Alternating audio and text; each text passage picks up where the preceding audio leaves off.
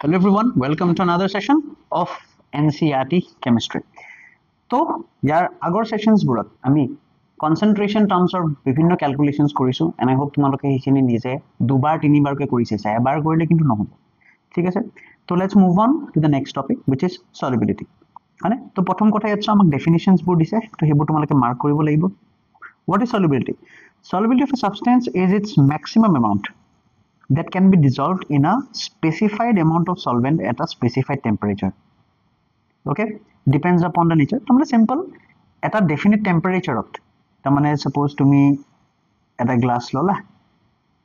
ঠিক আছে ইয়াতে তুমি পানী লৈ ললা ঠিক আছে তো ইয়াতে solvent to fix থাকি গল solvent to fix কৰি দিলা ইয়াতে তুমি temperature to fix কৰি দিলা ঠিক temperature to specified tamane specified কৰি পেলালা solvent to specified কৰি পেলালা এতিয়া ইয়াত তুমি solute দি গৈ থাকা ইয়াতে তুমি solute দি গৈ থাকা তুমি ইয়াতে maximum amount solute যোনটো হ'ব maximum তাৰমানে তুমি যদি নিমখ দিয়া 1 চামুচ নিমখ দিলা soluble হৈ গল 2 চামুচ নিমখ দিলা soluble হৈ গল 3 চামুচ নিমখ দিলা soluble হৈ গল let's say 4th চামুচ তো তাতকে বেছি আৰু না যায় আৰু তো সেই maximum যোনটো amount হেতুকে আমি solubility বুলি কৈ দিছো সিম্পল কথা in this chapter আমি basically কি ডিল কৰো আমি solubility বিষয় যেটা স্টাডি কৰো আমি ইয়াত তিনটা টাইপ পঢ়ো স্টাডি কৰো আমি যেতিয়া ইন chapter 2 solubility স্টাডি কৰি আছো তো আমি ইয়াতে ফাৰ্ষ্টতে আমি ডিসকাস কৰি আছো solid in liquid সেকেন্ডত আমি ডিসকাস কৰি আছো gas in liquid আৰু থাৰ্ডত আমি ডিসকাস কৰি আছো liquid in liquid ঠিক আছে solid in liquid to general discussion হয় gas in liquid to হৈছে Henry's law ঠিক আছে Henry's law আৰু liquid in liquid to হৈছে Raoult's law হেতু হৈছে Raoult's law তো এইখিনি তোমালোকৰ মনত থাকিব লাগে তেতিয়াহে তোমালোকে পঢ়োতে এটা প্ল্যানত পঢ়িব পাৰিবা okay so now let's discuss what is there in solubility of a solid in liquid তো ইয়াতে প্ৰথম ইম্পৰ্টেন্ট কথা ইয়াতে চোৱা like dissolves like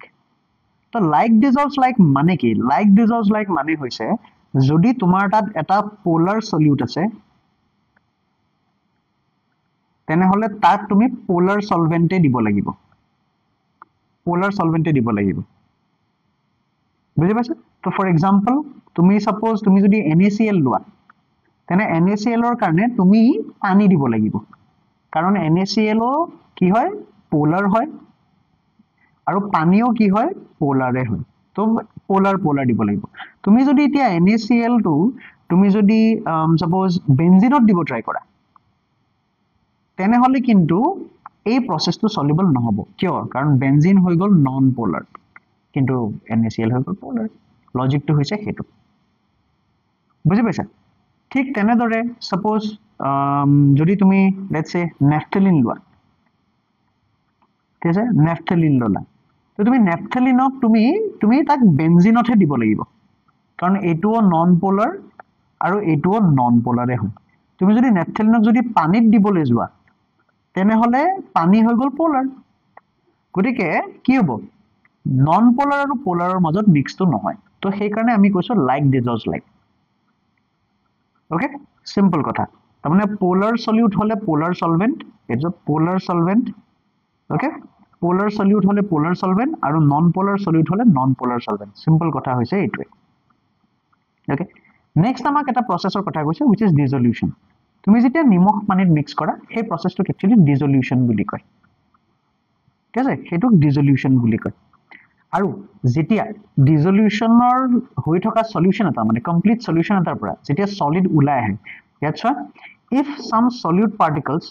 get separated out of the solutionৰ পৰা যদি solid to ওলাই আহে তাক crystallization বুলি কয়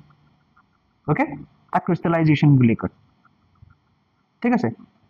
right a stage is reached when the two processes occur simultaneously Hetuk আমি equilibrium বুলি কওঁ ঠিক আছে এটো চোৱা there is a dynamic equilibrium যেতিয়া dissolution আৰু crystallization ৰ dynamic equilibrium এটা হয় আৰু ঠিক আছে that situation is known as a saturated solution ঠিক আছে that situation is known as a saturated solution ঠিক আছে তো ইয়াতে সো তুমি পাবা এটো such a solution in which no more solute can be dissolved at the same temperature and pressure is known as a saturated solution this solution which is in dynamic equilibrium right with undissolved solute is the saturated solution and contains maximum amount of solute dissolved in a given amount thus concentration of a solute is its solubility. So ইয়াতে important definition এটা কি হৈ গল, এটা definition হৈ গল saturated solution or definition কি হয়, a solution in which no more solute can be dissolved. তাৰমানে এটা এনেকুৱা solution য'ত তুমি আৰু solute দিব নোৱাৰা, তাৰমানে 1 চামুচ দিলা 2 চামুচ দিলা 3 চামুচ দিলা maximum হৈ গল, আৰু এটা তুমি 4 নম্বৰ চামুচটো দি লাভ নাই, সেইটো দিলে সেইটো আলটিমেটলি তলত পৰি যাব, ঠিক আছে, সেই সলিউট খিনি ক্ৰিস্টালাইজ হৈ যাব। তো সেই স্যাচুৰেটেড সলিউশনটোৱে এটা ইকুইলিব্ৰিয়াম হয় between what, between dissolution and crystallization. এটা মই এটা লিখি দিছো, এই যোনটো স্যাচুরেটেড সলিউশন কৈছে it's an equilibrium between dissolution আৰু crystallization. It's an equilibrium. Saturated solution to is it's an equilibrium between dissolution and crystallization. It will মন ৰাখিবা, ঠিক আছে। নেক্সট আমাক ইয়াতে এটা কথা কৈছে which is temperature dependency. তো ইয়াত চোৱা একদম সিম্পল কথা কৈছে, চোৱা যদি, ঠিক আছে, if a solution, যদি সলিউশনটো যদি এন্ডোথাৰ্মিক হৈ যায়, তাৰমানে ডিসলিউশন তুমি কৰি আছা, তাৰমানে তুমি এইটো বিকাৰটো ললা, ইয়াতে পানী আছে, ইয়াত তুমি সলিড দি গৈ আছা, ঠিক আছে, এই প্ৰসেসটোক আমি কি বুলি কলো, এটোক আমি ডিসলিউশন বুলি কৈছো, ডিসলিউশন। এটা তোমাক কৈছে যদি ডিসলিউশন প্ৰসেসটো যদি এক্সোথাৰ্মিক হয় আৰু যদি যদি এন্ডোথার্মিক হয়, এন্ডো মানে কি বুজায়, এন্ডো মানে হৈছে enthalpy greater than 0, enthalpy greater than endothermic, তাৰমানে এনথালপি গ্রেটার দেন 0 হৈছে এন্ডোথার্মিক, ঠিক আছে। গ্রেটার দেন 0 মানে কি, এটো কেতিয়াবা পজিটিভ বুলিও কবা, তো এনথালপি পজিটিভ হলে এন্ডোথার্মিক বুলি কয়, ঠিক আছে। তো তেতিয়া কি হ'ব, under this condition চোৱা solubility will increase with increasing temperature, temperature যদি বঢ়োৱা solubility বাঢ়িব, এনেকে সিম্পলি লিখি ললে হ'ল, টেম্পাৰেচাৰ বঢ়ালে solubility বাঢ়িব। আৰু ইয়াৰ উল্টা কি হ'ব, if the dissolution process is exothermic, exo মানে কি, exo মানে delta H negative, exo ওলাই গৈছে delta H negative, তেনেহলে কি হ'ব, তেনেহলে যদি তুমি টেম্পারেচার বঢ়োৱা তেনেহলে কিন্তু solubility টো কমিহে যাব, উল্টা হ'ব, তেনেহলে solubility কমি যাব, এইটো চোৱা। If it is exothermic, the solubility should decrease. Simple. So you have to remember these 2 points. If the process is endothermic কেনেকে গম পায়, enthalpy value positive, তেতিয়া temperature বাঢ়িলে solubility বাঢ়িব, আৰু if the process is exothermic তেনেহলে কি হ'ব, temperature বাঢ়িলে solubility কমিব, delta H negative হ'ব। তো এই পার্টটোত these are the important points। তাৰমানে এইটো কোনটো টপিক হৈ গল আমাৰ, এইটো হৈ গল solubility of a solid in liquid,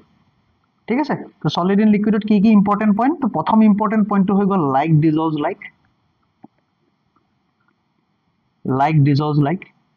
second important টো হৈ গল কি, saturated solution কাক কয়, ইয়াতে কিহৰ equilibrium আছে, what is the equilibrium here, it is a equilibrium between what, dissolution and crystallization, তো এইটো মন ৰাখিবা। আৰু third important point hall the effect of temperature, the effect of temperature, বুঝছা। তো এই তিনটা পয়েন্ট তুমি এইটো টপিকত যদি তোমাৰ হৈ গৈছে, বুজি যদি পাইছা বা লিখিব যদি পাৰিছা, তেনেহলে you are good to go, ঠিক আছে। তো you are done with the first topic, all right। So if you have understood by this video is helpful, give me a thumbs up, make sure you like the video and share it with your friends. Thank you, bye bye, see you in the next session.